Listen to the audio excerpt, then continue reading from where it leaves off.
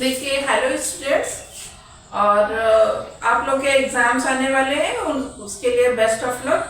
और मैं अभी तक पढ़ा रही थी सोल्यूशन, और सोल्यूशन में मैंने काफ़ी कुछ कंक्लूड कर दिया। उसके आगे मैं कंटिन्यू करती हूँ कॉलिगेटिव प्रॉपर्टीज। इसके आगे वाले में मैंने जो पिछला है वो मैंने पढ़ा दिया है। अब इसके आगे कॉलिगेटिव प्रॉपर्टीज मैं बताने जा रही हूँ। ठीक है, तो देखिए कॉलिगेटिव प्रॉपर्टीज उसे कहते हैं where the properties of solution depend upon the number of solute particles like molecules and ions in the presence of definite amount of solution but do not depend upon the chemical nature, okay, is known as colligative properties। ठीक है, फिर से बता दे रहे हैं, the properties of solution where depend upon the number of solute particles like moles and ions is present in a definite amount of solvent but do not depend upon the chemical nature। जो chemical nature पे कोई फर्क नहीं पड़ता, is known as colligative properties। ठीक है, इसको colligative properties कहते हैं। कहने का मतलब क्या है कि कोई भी solution में वो अपने सॉलिड पार्टिकल्स पर डिपेंड करता है और एक डेफिनेट अमाउंट के सॉल्वेंट में सॉलिड पार्टिकल्स पर डिपेंड करता है। ठीक है, और डेफिनेट अमाउंट में जो उसका सॉलिड पार्टिकल उस पर डिपेंड करता है और इसका केमिकल नेचर पे कोई फर्क नहीं पड़ता है। ठीक है, तो इसको कहते हैं कॉलिगेटिव प्रॉपर्टीज। ठीक है, तो देखिए इसमें पहला है जो इस पे कॉलिगेटिव प्रॉपर्टीज की है, इसमें relative lowering of vapour pressure. ठीक है, वेपर प्रेशर है, तो कहने का मतलब है कि जैसे दो बीकर है उसमें क्या है, कोई भी उसमें वाटर है तो इनका जो है वेपर प्रेशर वेपरेशन ज्यादा रहेगा। ठीक है, लेकिन अगर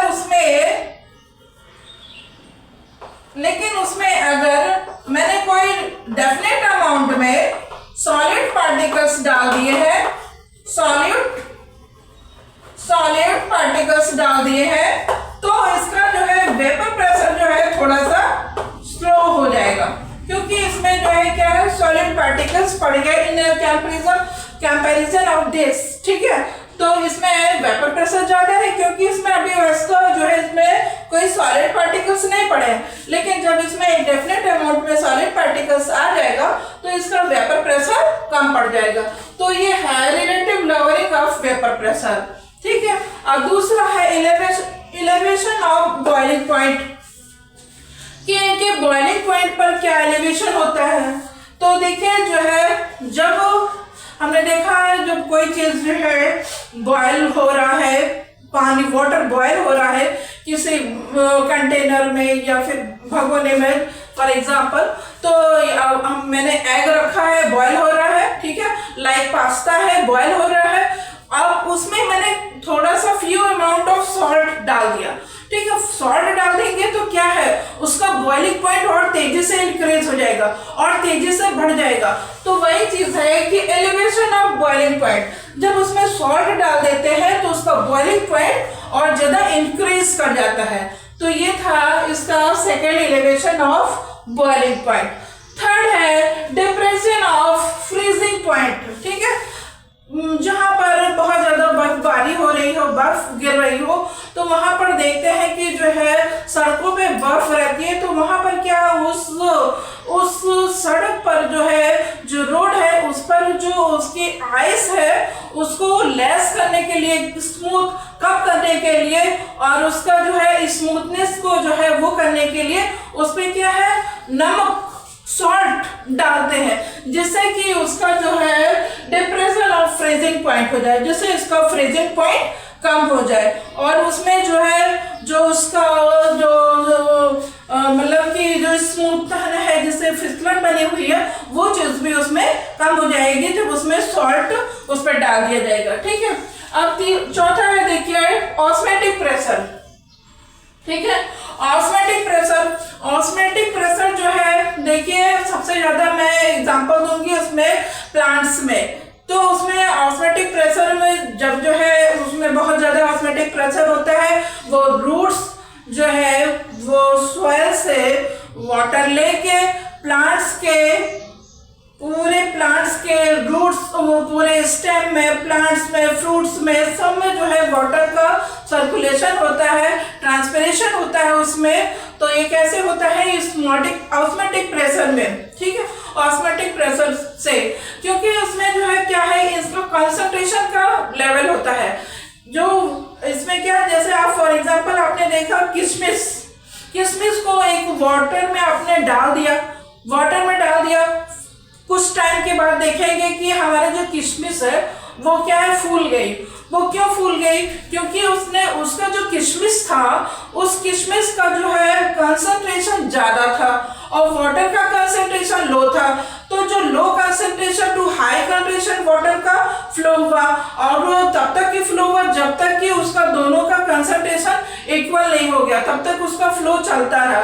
तो वो उसमें किशमिश ने क्या है कि वाटर को तब तक ऑस्मोसिस करती रही और वो किशमिश जो है वो फूल गई। तो इसी तरह प्लांट्स में भी होता है। प्लांट्स में क्या है, जो रूट्स है जो वो अपने सॉइल से वाटर को एब्जॉर्ब करते हैं, वो बाय ऑस्मोटिक प्रेशर से करते हैं। क्योंकि जो प्लांट्स का है उसमें उसका जो सॉइल है उसका कंसंट्रेशन लो है, और जो प्लांट्स है उसका कंसंट्रेशन हाई है, तो वो उसमें पुश करता है। जो कंसंट्रेशन है जो प्लांट्स का, वो आगे फॉरवर्ड पुश करता है। आगे प्लांट्स जो रूट से स्टेम से, फिर लीव्स से फ्रूट्स में, तो प्लांट्स के एवरी पार्ट्स में वो वाटर का सर्कुलेशन होता रहता है बाय ऑस्मोटिक प्रेशर, ठीक है। तो ये तो था हमारा ऑस्मोटिक प्रेशर, ठीक। अब इसके बाद ये हमारा क्वालिटेटिव प्रॉपर्टीज में हो गया, ठीक है। अब हम बताने जा रहे हैं हेनरीज लॉज, ठीक है। हेनरीज लॉ,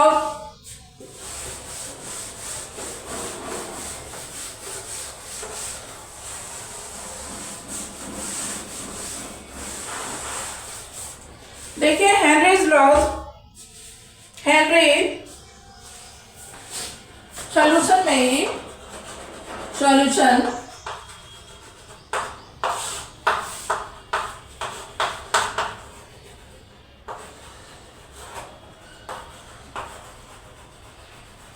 हेनरीज लॉ, ठीक है। तो देखिए हेनरीज लॉज उसे कहते हैं कि जो है द प्रॉपर्टीज ऑफ सॉल्यूशन। इसमें क्या है कि जो at the constant temperature the pressure of gas in a liquid is directly proportional to pressure of gas, ठीक है। ये हेनरीज लॉ में है। एट द कांस्टेंट टेम्परेचर, एक कांस्टेंट टेम्परेचर पे the pressure of gas in a liquid is directly proportional to the pressure of gas, ठीक है। तो जो उसकी सॉल्युबिलिटी होती है,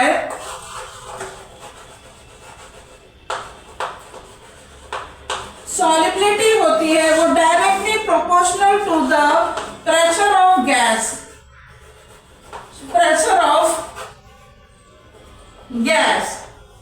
ठीक है। ये प्रेशर ऑफ गैस होती है। तो इसमें क्या है कि इसका एग्जांपल देते हैं, जैसे कि जो है कोई बीकर है और इस पे एक पुशिंग, हमने कोई एक वो लिया है, ये पुश करने वाला है इसमें, ठीक है। तो यहां पर क्या है, कार्बन डाइऑक्साइड है। यहां पर क्या है, कोई सॉल्यूशन है, ठीक है, सॉल्यूशन है। तो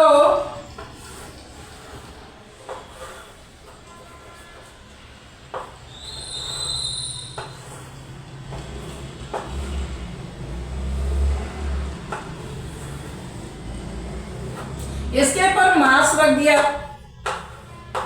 ठीक है, और फिर क्या है, मास रख करके ये पुश होगा नीचे के साइड में, डाउनवर्ड डायरेक्शन पुश होगा। तो जो कार्बन डाइऑक्साइड है और जो सॉल्यूशन है उसकी सॉल्युबिलिटी क्या है, सॉल्युबिलिटी, ठीक है, वो क्या है, इंक्रीज कर जाएगी, ठीक है, वो इंक्रीज कर जाएगी। तो देखिए इसमें क्या है कि जो है, जो कहने का मतलब क्या है कि जब वो ये सॉल्यूशन है उसमें गैस है, तो ऊपर से जब हम मास रख करके उस पर प्रेशर डालेंगे तो जो कार्बन डाइऑक्साइड है उस सॉल्यूशन में वो प्रेशर से पूरा सॉल्युबल हो जाएगी और सॉल्युबिलिटी उसकी इंक्रीज कर जाएगी, ठीक है। तो ये इसका सॉल्युबिलिटी वो प्रोपोर्शनल होती है, डायरेक्टली प्रोपोर्शनल होती है प्रेशर ऑफ गैस के, ठीक है। तो फॉर एग्जांपल जैसे हमने देखा है कोल्ड ड्रिंक्स वगैरह होते हैं, कोल्ड ड्रिंक्स में जो कोल्ड ड्रिंक्स की बॉटल होती है, तो हम जब उसको खोलते हैं तो वो बहुत तेजी से उसमें से जो है जो ड्रिंक्स है वो बाहर निकलती है।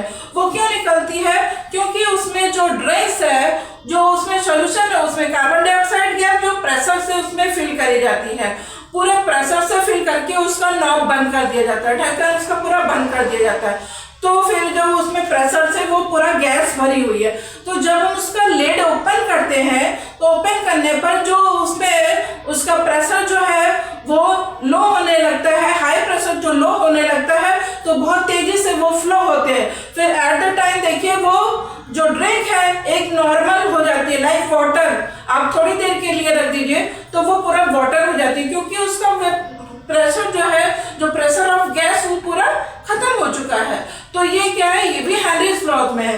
ऐसे ही है स्कूबा, स्कूबा जो वाटर, जो रिवर में जो डीप रिवर होती है उसमें स्कूबा जाते हैं, तो स्कूबा जाते हैं तो वो जो है नीचे 40 से 50, 40 to 50 मीटर डीप वाटर में जाते हैं।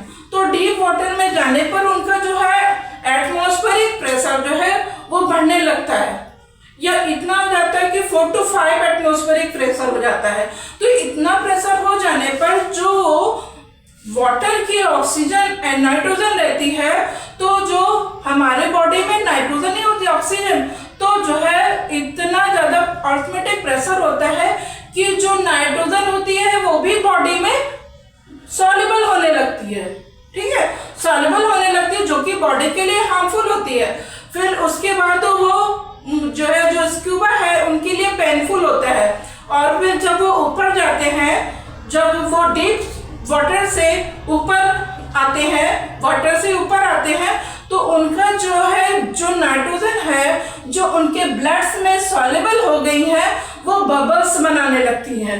जो बबल्स उनकी वेन्स में बबल्स बनाने लगती हैं, और जब बबल्स बनता है तो उनको बहुत पेनफुल होता है, जिनको बोलते हैं बेंड्स, ठीक है, बेंड्स बोलते हैं, जिसकी वजह से उनको बहुत पेनफुल होता है। इसके लिए फिर उनको क्या, हीलियम का जो है वो मिला करके वाटर में उसको दिए जाते हैं, जिससे कि उनके जो है, जो नाइट्रोजन की जो सॉल्युबिलिटी होती है, जो प्रेशर की वजह से आ रही है, वो कम हो जाए। ये इसके लिए अब दिया जाता है कि उसमें हीलियम का भी वो उनके जो है, जो उसमें जो मास्क उसका पूरा लगाते हैं, उसमें हीलियम का भी क्वांटिटी थोड़ा सा डालते हैं, जिसकी वजह से वो एक्सेस अमाउंट में जो नाइट्रोजन का एब्जॉर्प्शन प्रेशर के जरिए रहता है वो कम हो जाए, ठीक है।